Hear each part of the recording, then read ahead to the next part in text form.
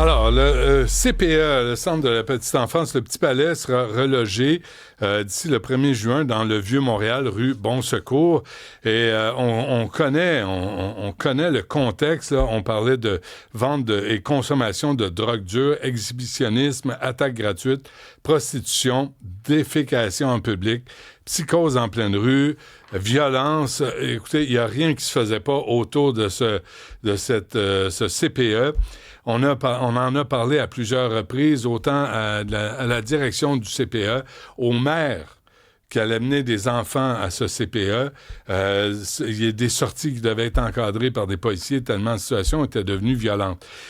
Ça, c'est dans le quartier chinois. Et là, on applaudit le fait qu'on déménage le CPE. Au lieu de déménager peut-être les itinérants, les toxicomanes, les prostituées et tout ce qui ne va pas dans le quartier. Avec nous, Carmen Tang, qui est présidente de l'Association des résidents du quartier chinois. Madame Tang, bonjour. Oui, bonjour, comment allez-vous? Bien, vous-même? Bien, merci. Merci d'être de retour à l'émission parce que vous m'aviez impressionné lors de la dernière entrevue et je me disais, là, je vois que vous êtes la présidente de l'Association des résidents du quartier chinois. Comment vous accueillez cette nouvelle du déménagement du CPE? Je trouve ça décevant, honnêtement, puisque je viens toujours de lire l'article hier soir, là, puis ça m'a surpris.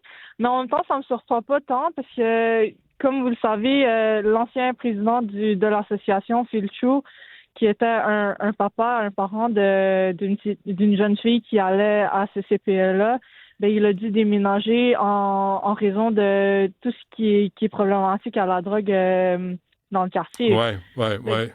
On l'avait Moi, reçu ça me là-dessus. déçoit beaucoup. Mm-hmm. Exactement. Donc, moi, ça me déçoit beaucoup parce que je crains un peu un exode des membres de l'association puis des résidents pour partir ailleurs à la place de régler le problème À la qu'on source. voit. Là. C'est exactement. Puis, honnêtement, j'ai pas de mots. Je suis vraiment abasourdie de voir ces nouvelles-là. Je vois que, oui, les parents, ils applaudissent, puis je veux dire, les enseignantes, les éducatrices aussi, mais je dirais que c'est une solution temporaire. Le Vieux-Port, il y a à côté du centre-ville. Je pense pas que ça va régler le problème en tant que tel. Non, on déplace le problème. Avez-vous l'impression qu'on a abdiqué, vous, dans le quartier chinois, on s'en fout, la communauté chinoise, on s'en fout, vous vous plaignez pas, et on a décidé de déplacer les familles et les enfants ailleurs dans le Vieux-Montréal, puis comme vous dites, le problème va sûrement suivre,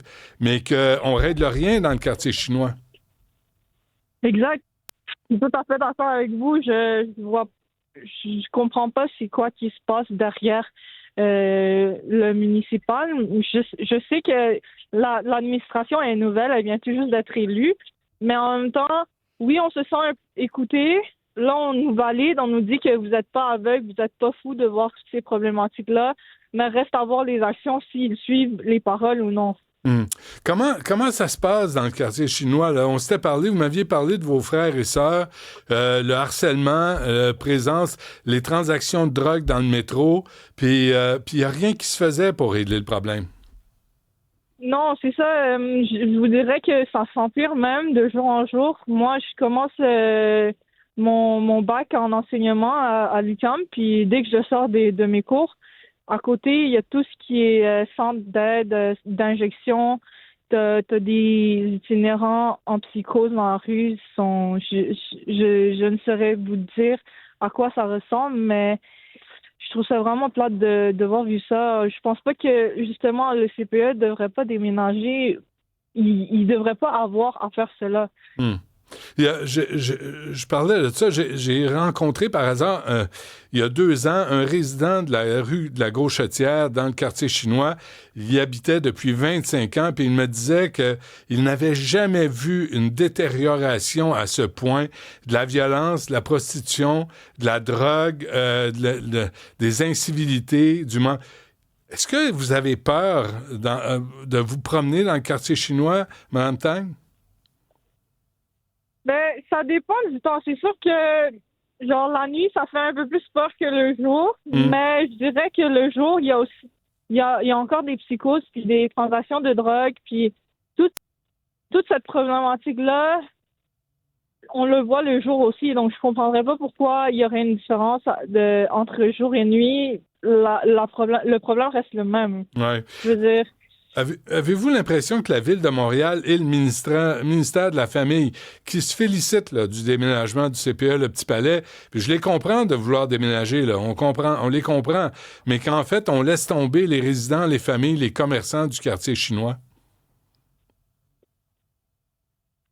mais justement, genre, est-ce que vous pouvez juste répéter votre question pour que ça soit un peu plus clair dans ma tête? C'est parce que là, tout le monde se félicite du déménagement du CPE, le Petit Palais, mais en même temps, en déménageant le Petit Palais, c'est comme on laisse toute la place à l'itinérance, puis on abandonne les résidents du quartier chinois, les familles, les commerçants.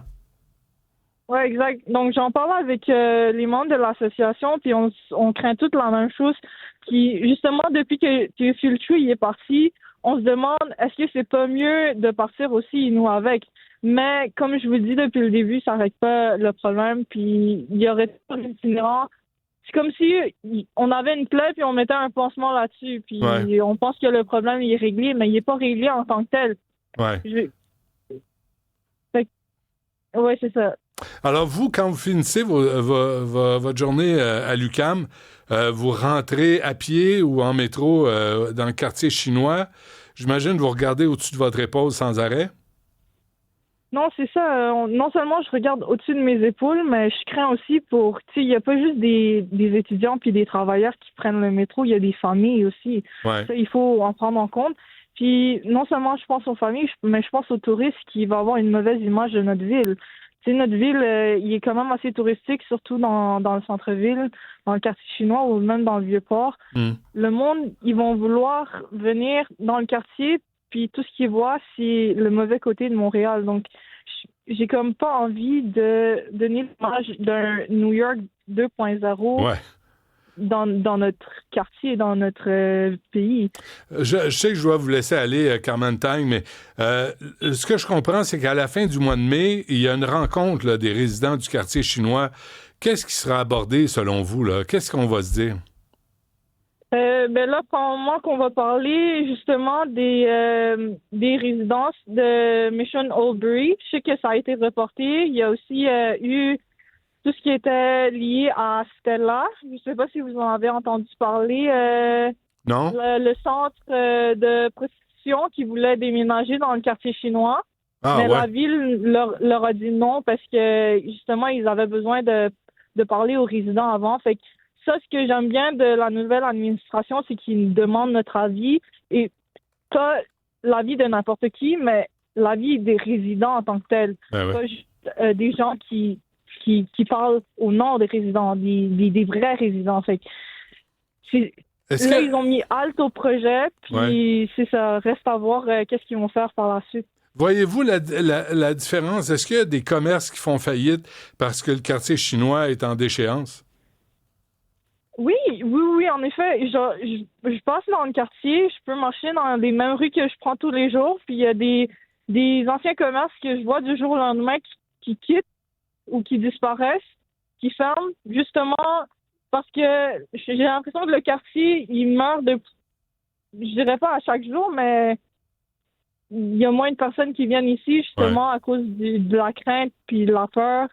Ouais. Avez-vous l'impression qu'on sacrifie le quartier chinois?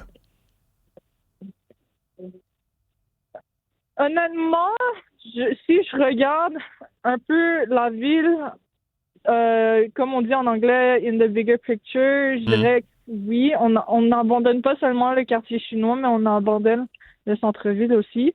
Il n'y a pas juste le quartier chinois qui est touché. Je veux dire, il y a Milton Park, il y a tout ce qui est Berry-UQAM, le centre, puis t'as Atwater, Bonaventure. Tout ce qui est centre-ville, je dirais, c'est le quartier chinois prend un gros hit là-dessus, mais on n'est pas les seuls à vivre cette problématique. C'est très vrai. Je trouve ça décevant. C'est très vrai ce que vous dites. Ce sont tous des points chauds, puis on regarde ailleurs, là. On règle pas le problème. Je vous laisse aller. Je sais que vous devez aller travailler. Carmen Tang, présidente de l'Association des résidents du quartier chinois. Merci. On reste en contact. Si vous avez besoin d'aide, faites-nous signe. Oui, parfait. C'est bon. Merci beaucoup, Merci à vous. Benoît. Au revoir. Bonne journée.